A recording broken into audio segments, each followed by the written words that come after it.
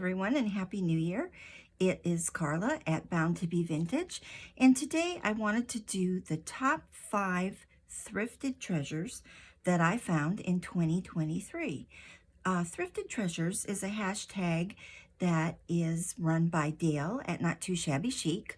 I'll link her channel below in my description box, and it is an open collaboration so anyone can participate. For those of you who are new, welcome. And for those of you who are coming back, welcome also. And as you know, if you've been watching me, that we moved here to the Des Moines area about a year ago. It was a year in December. And it has been a wonderful year of thrifting for me here. I found Iowa rich in opportunities as far as that goes. And it is largely because of my daughter. She encouraged us to move to Des Moines. She loves thrifting, and she has introduced me to all kinds of places here. We have gone to antique malls, thrift stores, parking lot sales. We went to a sale in an 1800s building that was kind of quirky. We went to an outdoor street market that was all vintage vendors on her birthday on a very windy day. And we've even put on our gloves and dug around in the bins at the Goodwill outlet. We also went with her husband in the spring to the What Cheer flea market, which is a huge outdoor flea market in What Cheer, Iowa. And it was an exhausting, but just really an amazing time. So I would like to thank her for introducing me to all that Iowa has to offer and for being the best thrifting buddy out there. So let's get to my top 5 finds in 2023. And I'm going to start by clearing the deck, and I'm going to do an honorable mention. And the reason it's just an honorable mention is because this isn't something that I collect or something that I would use for a junk journal. And all of these items that you'll see today have been in individual craft haul videos that are on my channel. This one is a baptism gown that was found at the bins, the Goodwill outlet bins.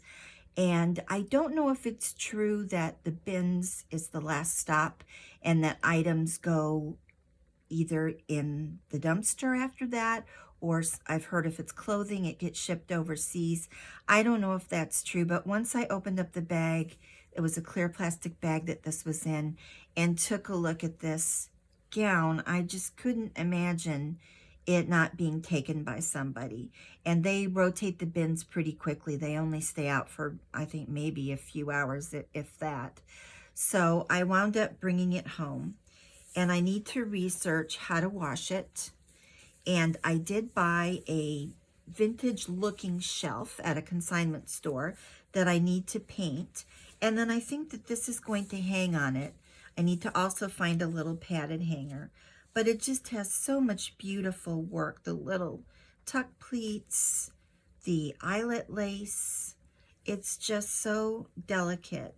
And if all this beautiful needlework wasn't enough, there was a tiny note in with it. And it says, baptism dress, Oscar Helgerson, 1887 to 1946. That's in pen, and then in pencil, someone's added, used at Old T's baptism, 1947. When I saw that little note, that was it. It had to come home with me. I did not want this piece of history to be lost. And that is a theme that you will see running through all of my top favorites today, is the historical aspect that comes with these items.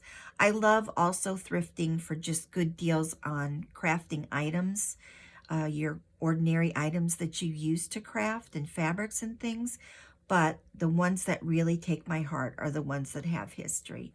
So this is my honorable mention, Oscar's baptism gown.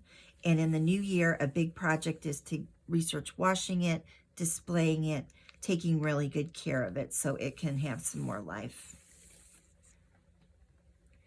Okay, now to the countdown itself. Item number 5 is this sample book, Overcoats and Topcoats Fall and Winter 1935. My daughter and I were at an antique mall, and she spotted this in a bookcase when I was looking at another book, and it had to come home with me. I don't find sample books very often, certainly not vintage ones. And although I tend to lean more toward working with female images, I thought this would be fun to do. The cover's marvelous. It's kind of an accordion style. Oh, I may have it backwards. Nope. Goes this way to open. You can see it just has little wool suit samples. I'm really surprised that Moss didn't get to it more.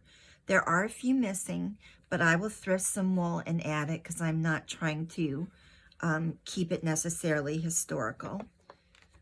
And as you can see, I've got a vintage postcard I've already put in here, because what I want to do is take these pages over here, and you can see how they foxed around the fabric, and do collages or pockets and tucks and tags, or however I decide to go, and make this book into some sort of junk journal or collage book.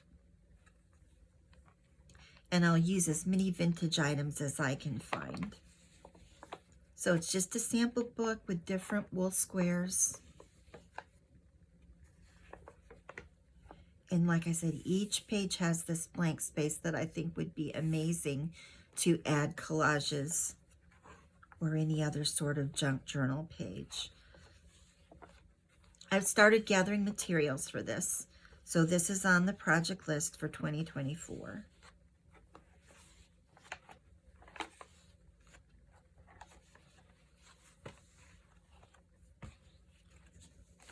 And this was the National Tailoring Company. So that came in at number 5. If it was female images, it might have come up higher. Number 4 is actually a little bit of a cheat, because I had started purchasing this at the very end of 2022, but we were in the process of selling, showing, buying, moving. All my craft stuff was in storage, so I didn't feel like I got to really appreciate this until 2023. I purchased this from one of my favorite Instagram sellers. Her name is Chris, and she's called Village Artiots, A-R-T-I-O-T-S. I'll try to link her below as well. And I just thought that this was beautiful. I don't exactly know what the purpose of it was. It's just these heavy, almost like a cardboard or chipboard sheet. It was just tied together with this ribbon, which I'm guessing is from a different time period. And it was just these little pieces of art. I don't know if you can see, but there are tiny initials here for MR. So the cover is kind of like wheat, and then it gets more colorful as we go.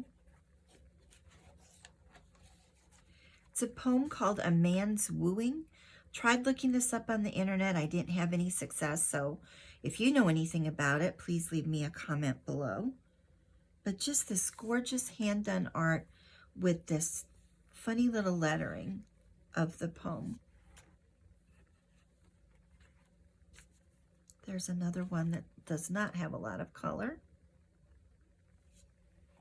And each page is initialed. Now we get into the brighter ones. These are the violets. Give you a closer look.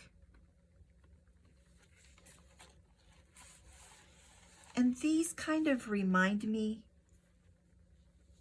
of The Country Diary of an Edwardian Lady by Edith Holden. And I'll show you why. I just know that popped into my head as I was looking at these. Here's an example where she's done a similar flower and the writing. So I felt like there were some similarities there. Perhaps this person was influenced by Edith Holden's style. And this funny little shape here reminds me of patterns I've seen for China painting, where like they show the edge of a plate. So that may have been an inspiration as well. And there are just a few pages here, but I just thought they were so beautiful that I really wanted this to come home with me, or be mailed to my home. And there's the last one, some very bright pansies. Now, what will I do with this? Well, I don't think I would make it into a junk journal. I would hate to use the originals. They're also kind of an awkward size for a junk journal. So I would scan the images I want and size them and maybe crop them and use individual parts of them in a junk journal. Some of them would be beautiful in a spring floral journal. So I hope to use this at some point in the future. In the meantime, it's kind of one of those things that you get that you just kind of hoard for a while and enjoy, and then maybe later incorporate into a project. All right, coming in at number 3 is another book. I found this on an outing with my daughter to the monthly flea market we have at the Iowa State Fairgrounds. There's a lovely older man there who sells items, has good prices on them, and is always eager to move things along. So I purchased this, and this one was $5, and it is a completely handmade book for campfire girls. The cover is like a suede with a tie.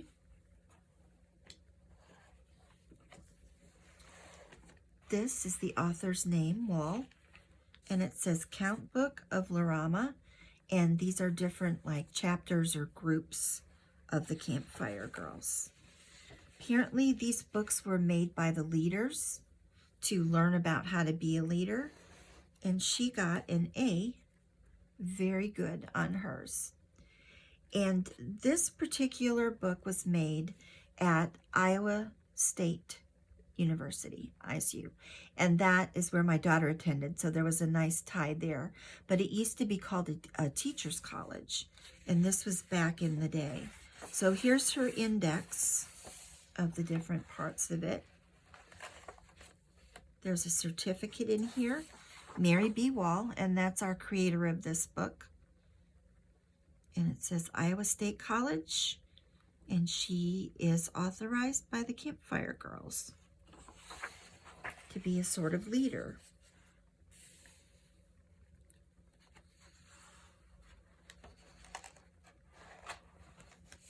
And I'll just flip through this. This is all hand lettered and hand inked. As a junk journaler, I just appreciated all the work that went into this. Here she's made a stencil that she used on the cover.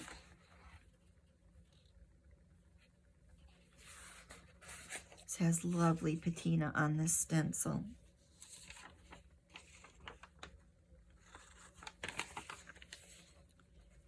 Here they had a talk by Dr. Vance. She's got symbolism and all the symbols with their definition. Several pages of those. Here we've got some that are painted and then applied. And here she tells the materials that she used for this count book cover. Brown paper dipped in dye, khaki covered cardboard, leather, brown oilcloth, stencil paper, rub linseed oil on paper, and let dry. So that's exciting to me to know how she did what she did. Here we have a chart that was of the daily activities. She had to keep that for a month. Here's knots. This is actual rope.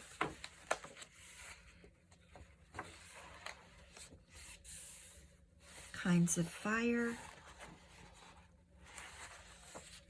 Hooks for pots. Refrigeration, how to keep your food cold out there. Scout signaling alphabet, looks a little bit like Morse code. First aid, all the important things a campfire girl would need to know. There's a work song. Several different songs here. And then we get into leaf prints. And again, being a junk journaler and with all the interest there is in printmaking and eco-dyeing and all of that, it's great to see these leaf prints in here. And these again are something I might scan and use in a journal of my own. This is another treasure that I would never want to take apart and incorporate into my own work. but by scanning it, I might be able to use parts of it.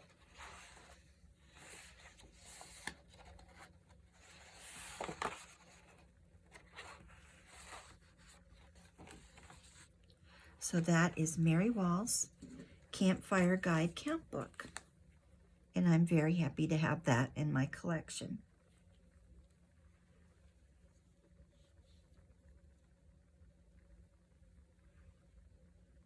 Okay, that was coming in at number 3. Number 2 is the button jar.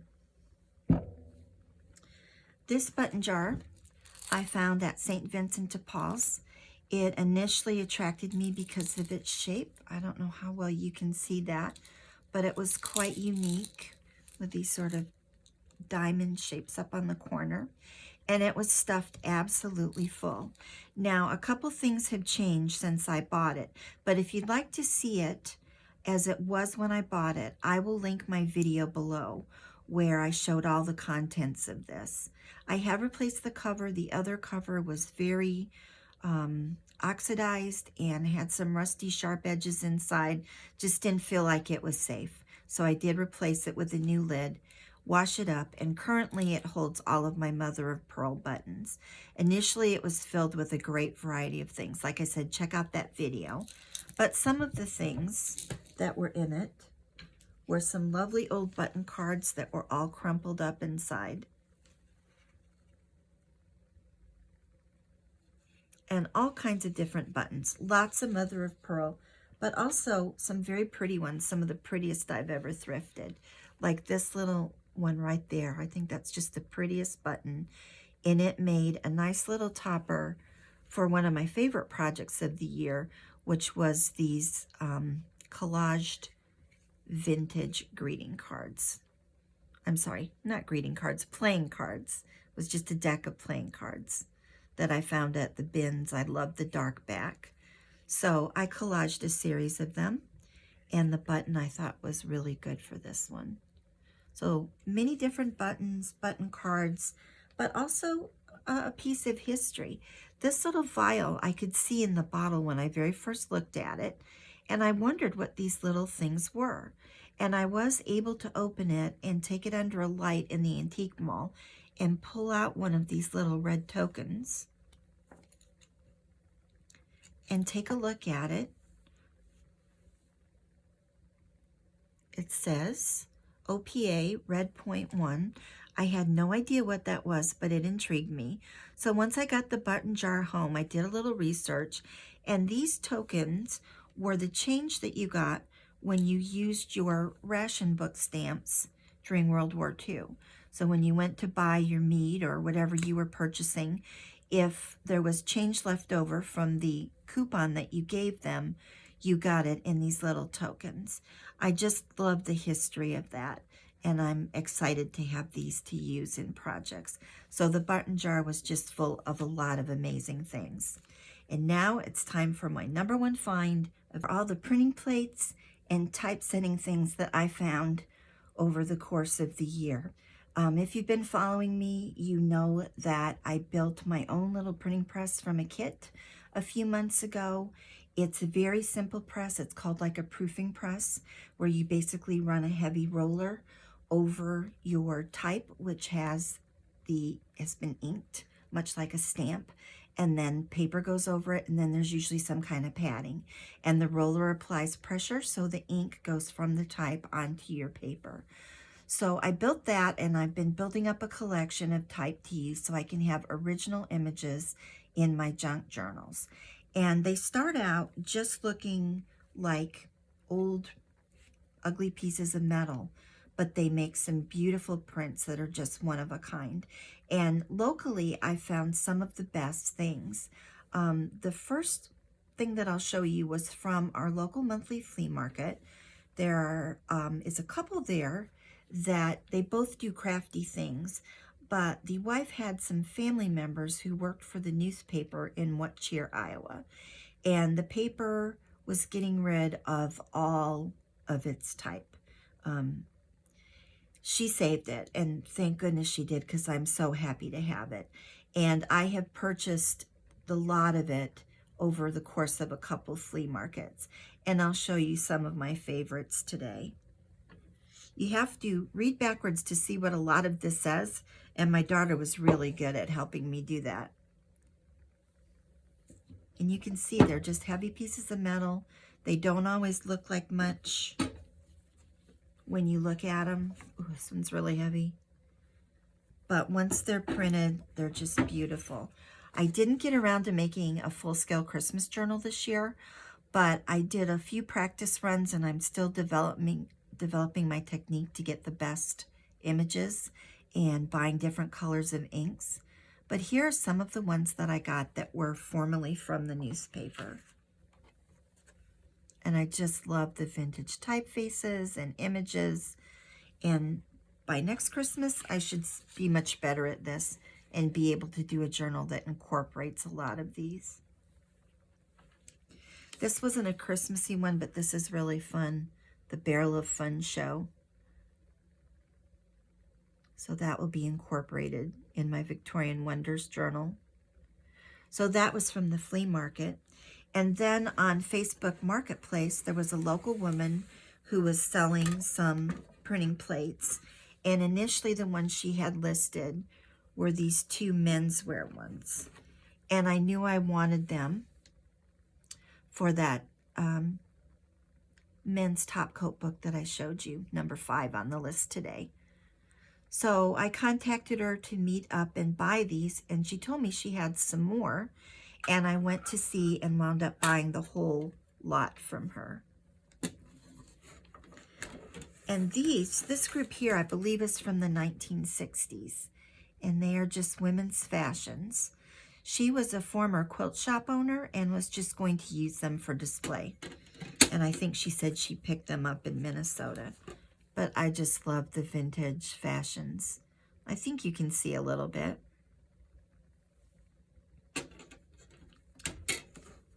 This one I love with those vintage plaids. And the last one is this one. And I actually did print this one up into a journaling card for a fall journal. This page had kind of a homecoming theme. And you can see how it went from this to this. That's the magic of printing, and a reason that I just love having this and getting images that are just unique. So I hope you've enjoyed this. I hope you'll subscribe, like, comment, and I really look forward to seeing you in 2024 as I try to keep this channel growing and hopefully entertaining and maybe giving people a little bit of information too.